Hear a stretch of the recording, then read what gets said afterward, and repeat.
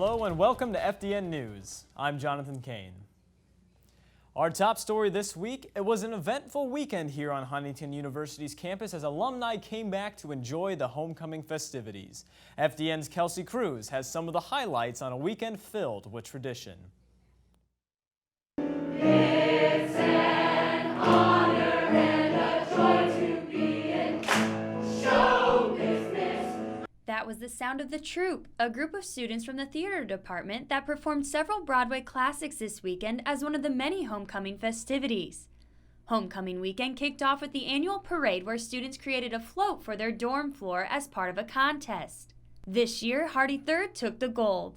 After the parade, Olympiad teams were also announced. The crowning of the Homecoming King and Queen is one of the most special events for Homecoming weekend, and it takes place here in the Dining Commons. This year's Homecoming King celebrated his 4-year anniversary this week for being crowned High School Homecoming King. I am feeling super pumped right now. I don't know how to describe it, I guess, but couldn't have done it without the good people here of HU, that's for sure. I love the people here, man. I don't know what to feel. I'm grateful that people would even vote for me to be up there. There's lots of awesome people here. After Justin White and Becca Grimes were crowned Homecoming King and Queen, students danced the night away at the Homecoming Dance. On Saturday, there were volleyball and baseball alumni games as well as the annual Homecoming soccer game. It was a packed weekend, but it made for a fun and eventful time for both the old and new faces of HU. Reporting for FDN News, I'm Kelsey Cruz. Huntington's homecoming hit a home run this weekend with the dedication of the new baseball field.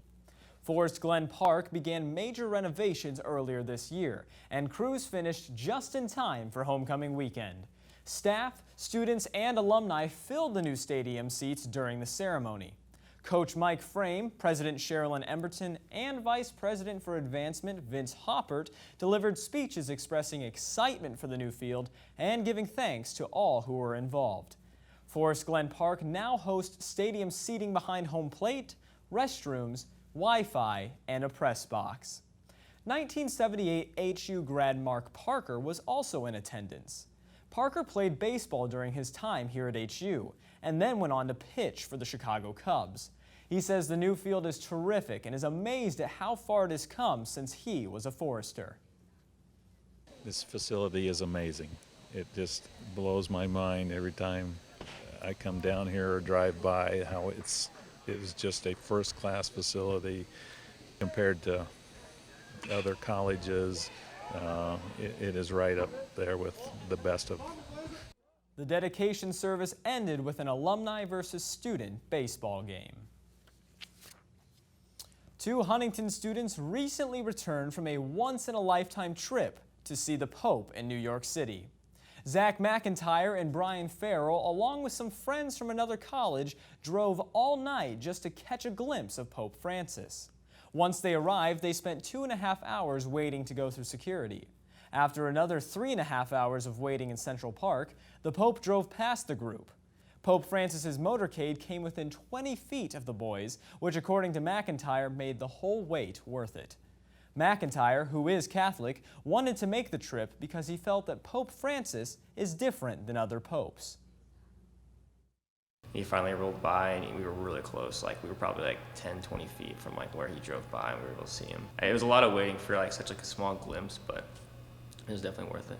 This was the first trip to New York City for both students. They toured museums, local eating options, and tourism sites after seeing the Pope. Well, that's all we have for you on this installment of FDN News. Don't forget to check us out online at foresterdigital.net and follow us on Twitter at FDN_news. Thanks so much for watching, guys, and we will see you next week.